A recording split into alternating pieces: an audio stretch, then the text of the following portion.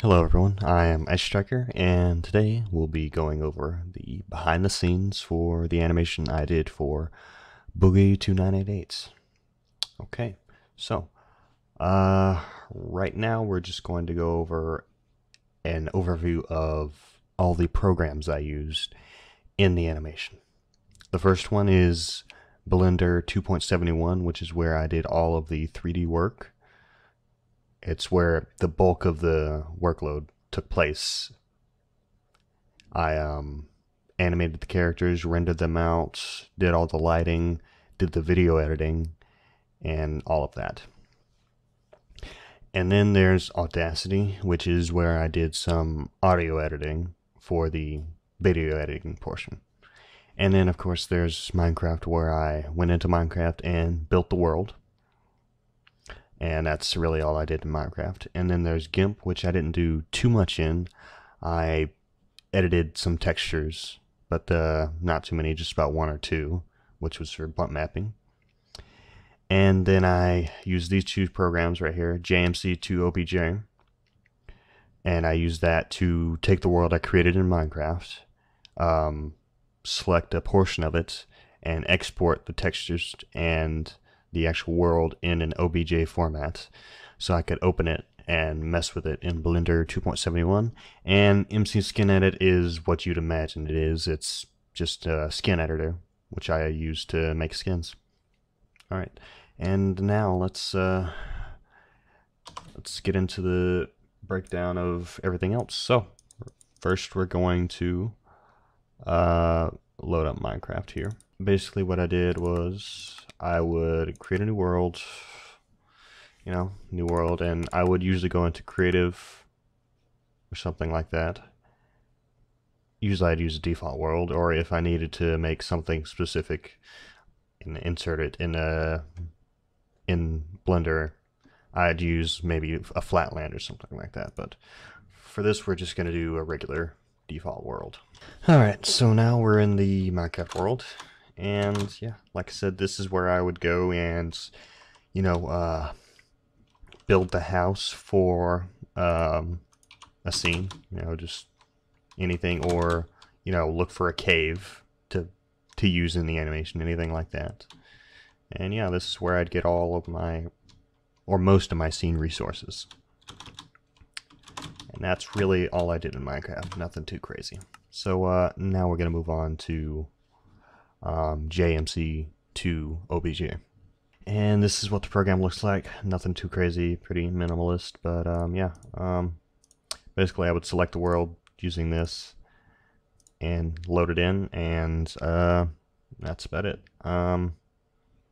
Obviously you can see there's two X's. I believe the red X is where I last was, and the green X is where I spawned into the world. So yeah, basically what I would do is select a portion, and then go over to export the textures, and export the OBJ file. And now let's move on to, basically this is the program where I, built the textures for the characters. Usually I just use default characters, like the regular Steve rig, but obviously for the Boogie animation I needed to make something that looked a little bit like Francis. So I did that. And yeah, that's really all I use that for. So let's open up the first world. And this is basically what the scene looks like. With basically, this is just one layer with just the world on it. Can open up other layers to hopefully add the character in. There he is. Okay. And yeah, basically I would have the character here. I'd select a bone, which is what this little wireframe looking thing is, and I would just move it around, rotate it, scale it or something like that, and insert these things called keyframes, which are these little diamond things down here, or if you're using the timeline to do your editing, it'd be these little golden lines. But I like the dope sheet a lot more than the timeline because I can just move. I can actually select and move these keyframes around, which makes things a lot easier. So yeah, now I guess let's move into another scene here. Let's go into 6.2, and this is one of the, I guess, probably one of the most interesting scenes out of all of them, because it's a night scene, and lighting's pretty difficult in night scenes if you're new to lighting. But yeah, the main thing I wanted to go over was the physics animation. Alright, so this is basically what the simulation looked like. Let me just actually,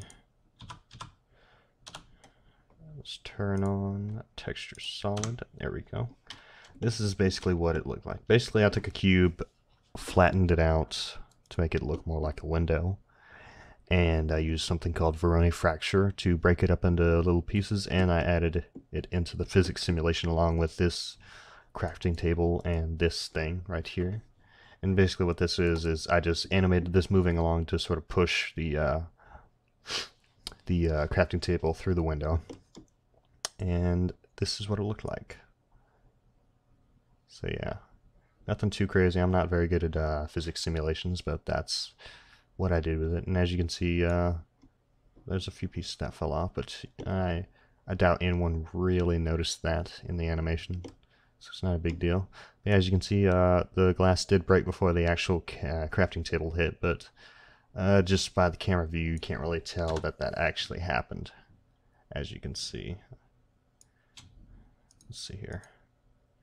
Yeah, you can't really tell that that's actually going on, just because everything's moving so fast in the camera view.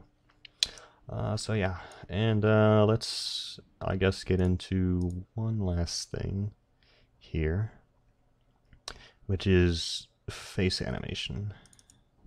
For this animation, I animated the actual motion of the body before I animated the face, which, I don't know, I might change that later. I might animate the face first and then do the body.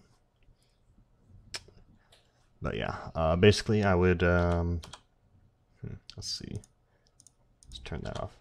Yeah, I would delete everything out of the scene just to make things run a bit faster, and I would attach a camera to basically the head bone of the face, which, yeah, it's a parent constraint, and it just follows the rotation and movement of the face.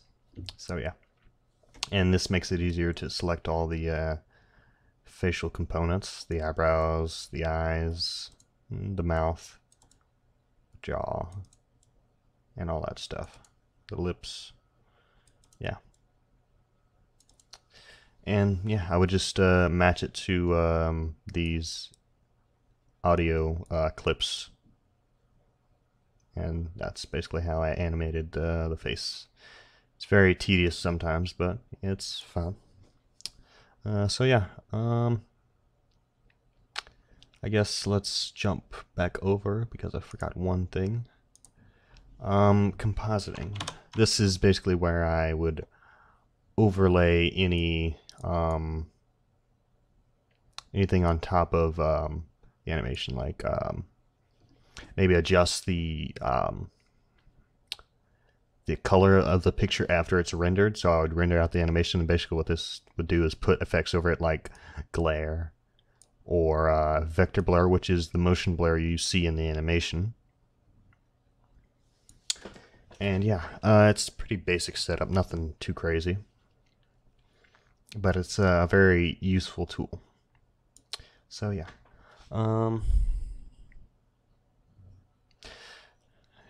okay, so now we're going to go into video editing,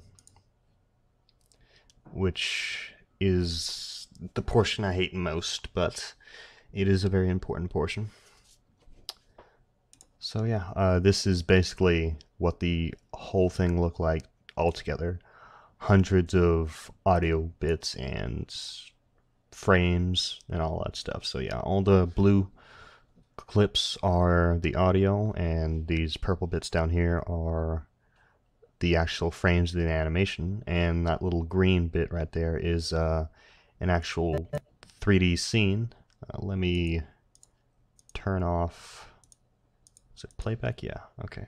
Let's turn off audio scrubbing because I don't want to hear all that, it's pretty loud. But yeah, this is where I would go in, insert all the sounds, and, you know, bring everything together. So yeah, let's open this part. Oh, yep, it crashed. So, let's go over to this other screen here. There we go. And we're just going to take this right here, make it the 3D viewport, and go to the camera. And this is basically what is going on in the actual scene. And let's just turn on textured. So yeah, I would basically take a bunch of different objects and scale them down to 0, and then scale them to their regular size, which would make them, you know, appear in the scene. And this is basically how I did the outro. And that green strip is basically how I overlaid it over all the actual frames. And yeah, this is the actual 3D rendered part. This is not like just pre-rendered frames that I inserted into this. This is a actual 3D animation going on top of just regular pictures. Okay, so now we're going to get into audio editing, which is, you know, obviously where I took his voice, Boogie's voice, and all that, and edited it. So yeah, basically, when getting into contact with Boogie, I sent him a script of what I wanted him to say. This is the second script I sent him, because the first script I sent him didn't really cover all the stuff I wanted to cover. Boogie sent me various demos of his voice, which gave me a lot of options here. I didn't obviously use all of these in the animation, but it definitely helped to have options. So yeah, basically what I do is take a voice, and for most of the animation I would just add in a noise removal or something like that. And for things like the cave portion of the animation, I would basically go over into the effects and add something called reverb. I would use one of the presets. For this one I used bathroom because I don't know, it just sounded the best to me, and I would change the room size to 32, making the room larger, which increased the echoiness of it, I guess, technical term. But yeah, this is what it would sound like with echo. Aha! And this is what it would sound like without. Aha! So yeah, that's basically what I did for the cave scene, to really sell that he was actually in a cave and not, you know, just outside or something.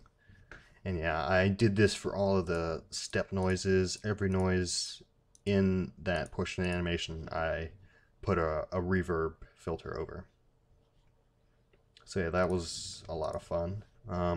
This is definitely the only animation I've actually done this much audio editing in. And this is also the first animation I've edited in Blender. So yeah, that's very interesting. Also, all the tools used in this are free, except for Minecraft, of course. I forgot to mention that earlier. So I'll have download links to all of those if you want to check them out. So yeah, I guess this sums up the entire animation for you. If you have any questions, make sure to ask them in the description. Maybe I can elaborate on some things you want me to elaborate on, if you're interested. So yeah,